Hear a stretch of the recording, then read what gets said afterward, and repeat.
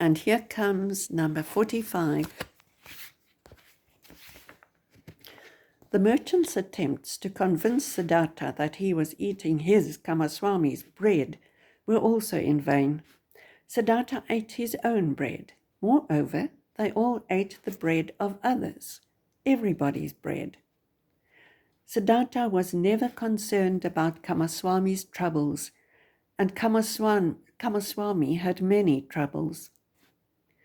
If a transaction threatened to be unsuccessful, if a consignment of goods was lost, if a debtor appeared unable to pay, Kamaswami could never persuade his colleague that it served any purpose to utter troubled or angry words, to form wrinkles on the forehead and sleep badly.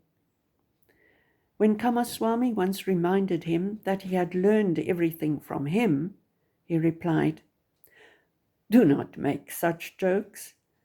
I have learned from you how much a basket of fish costs and how much interest one can claim for lending money. That is your knowledge. But I did not learn how to think from you, my dear Kamaswami. It would be better if you learned that from me." His heart was not indeed in business. It was useful in order to bring him money for Kamala, and it brought him more than he really needed. Moreover, Siddhartha's sympathy and curiosity lay only with people whose work, troubles, pleasures, and follies were more unknown and remote from him than the moon. Although he found it so easy to speak to everyone, to live with everyone, to learn from everyone, he was very conscious of the fact that there was something which separated him from them, and this was due to the fact that he had been a samana. He saw people living in a childish or animal-like way, which he both loved and despised.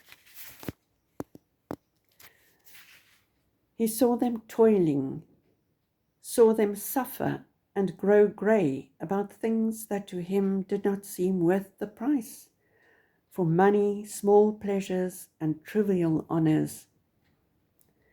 He saw them scold and hurt each other. He saw them lament over pains at which the samana laughs, and suffer at deprivations which a samana does not feel.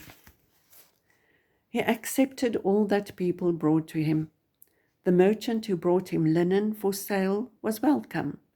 The debtor who sought a loan was welcome. The beggar was welcome who stayed an hour telling him the story of his poverty, and who was yet not as poor as any samana. He did not treat the rich foreign merchant differently from the servant who shaved him and the peddlers from whom he bought bananas, and let himself be robbed of small coins. If Kamaswami came to him and told him his troubles, or made him reproaches about a transaction, he listened curiously and attentively, was amazed at him, tried to understand him, conceded to him a little where it seemed necessary, and turned away from him to the next one who wanted him. And many people came to him, many to trade with him, many to deceive him, many to listen to him, many to elicit his sympathy, many to listen to his advice. He gave advice, he sympathized, he gave presents, he allowed himself to be cheated a little, and he occupied his thoughts with all this game and the passion with which all men play it, as much as he had previously occupied his thoughts with the gods and Brahman.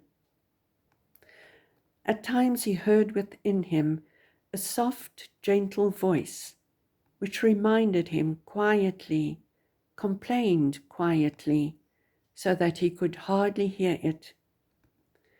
Then he suddenly saw clearly that he was leading a strange life, that he was doing many things that were only a game, that he was quite cheerful and sometimes experienced pleasure, but that real life was flowing past him and did not touch him. Like a player who plays with his ball, he played with his business, with the people around him, watched them. I'm going to have to give up here. Let me try and pick it up again. Like a player who plays with his ball, he played with his business, with the people around him, watched them, derived amusement from them.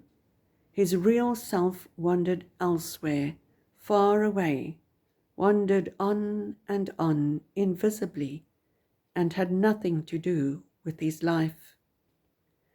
He was sometimes afraid of these thoughts, and wished that he could also share their childish daily affairs with them, with intensity, truly to take part in them, to enjoy and live their lives, instead of only being there as an onlooker. Okay, dit was 'n lang een. Julle oukies, ek hoop julle kon dit alles inneem, en vergewe my vir al my foute.